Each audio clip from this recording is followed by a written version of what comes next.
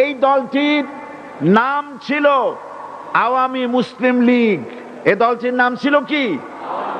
আওয়ামী মুসলিম লীগ। তখন তারা নারায়ে তাকবীর, আল্লাহু আকবার ধ্বনি দিত, স্লোগান দিত, কিন্তু ধর্মনিরপেক্ষ মতবাদ দলীয় আদর্শ হিসাবে গ্রহণ করার কারণে নারায়ে তাকবীর, আল্লাহু আকবার এই স্লোগান তারা বর্জন করেছে।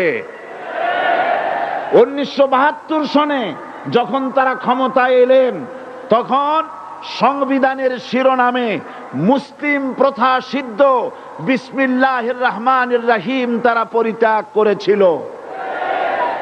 সমস্ত বিশ্ববিদ্যালয়ের মনোগ্রাম থেকে ইকরা বিসমি রব্বিকাল্লাযী খালাক রব্বি জিদনি ইলমা এটাকে তারা বাদ দিয়েছিল।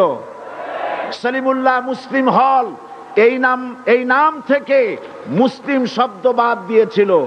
নজরুল ইসলাম কলেজের